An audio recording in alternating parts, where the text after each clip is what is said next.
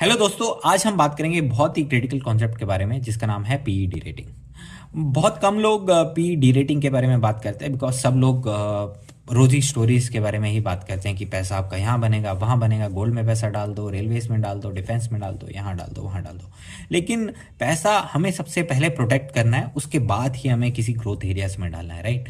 तो जब भी किसी सेक्टर में या किसी इंडस्ट्री में डी रेटिंग होती है तो आपका पैसा सबसे जल्दी और सबसे फास्ट ऊपर से नीचे आके गिर जाता है, ठीक है। एग्जाम्पल लेते हैं कि आज मान लीजिए एक कंपनी 1000 के स्टॉक प्राइस पर ट्रेड कर रही है at a P of around 60, ठीक है। लेकिन मार्केट डिसाइड करता है कि नहीं नहीं बॉस, इस कंपनीज में फ्यूचर ग्रोथ नहीं आने वाली, ईपीएस ग्रोथ कांस्टेंट रहने वाली है, तो उसकी वेल्थ डिस्ट्रॉय होने लग जाती है, ठीक है। उसको पी मार्केट समझ लेती है कि इसको 30 का पी मिलेगा, तो उसका stock price with in a year जिससे उसका आधा हो जाएगा, तो आपको एक साल में 500 के प्राइस पर मिलेगी, बिकॉज वहां पर ईपीएस ग्रोथ नहीं है, ठीक है।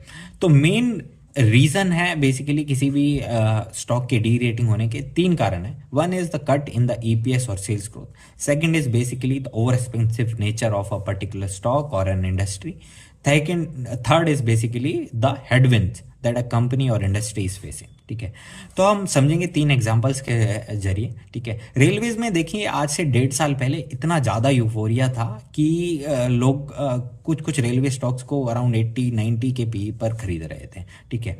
बिकॉज गवर्नमेंट ने कुछ कुछ आकर अपने बजट में बोल दिया था या अपने रैलीज में बोल दिया था, एंड गवर्नमेंट भी वही आ गई, बीजेपी गवर्नमेंट, एंड उसके बाद से हुआ क्या कि अपने बजट में उन्होंने बोल दिया कि they will have a muted infra investment. Government का फोकस शिफ्ट हुआ from infra to basically consumption and railways की ग्रोथ टाटा फेस। तो ये एक बहुत इंपॉर्टेंट एग्जांपल है बिकॉज यहाँ पर बहुत ज़्यादा लोग फंस चुके हैं रेलवेज पे। सेकंड एग्जांपल है, आप देखिए ईएमएस और सोलर सेक्टर में, ठीक है। सोलर और ईएमएस, बेसिकली सोलर तो बहुत ही कमोडिटाइज बिजनेस है, एंड ईएमएस में भी बहुत ज़्यादा एक्सपेंसिव हो गई थी स्टॉक्स, ठीक है। तो some stocks were trading at around 200-150 kind of price to earning ratio, ठीक है, Keynes Dixon.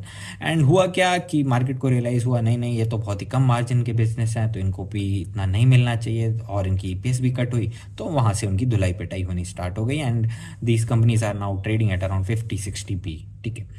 Third important reason है basically the headwinds a company और इंडस्ट्री इज फेसिंग। आप देखिए आईटी का एग्जांपल, जहां पर पिछले 3 साल में कुछ भी ग्रोथ नहीं हुई, ठीक है। आप टीसीएस का एग्जांपल देखिए, वहां पर उसका स्टॉक 3000 था पिछले 5 साल पहले, वही लेवल पर आज ट्रेड कर रहा है। तो या थैंक यू फॉर वॉचिंग।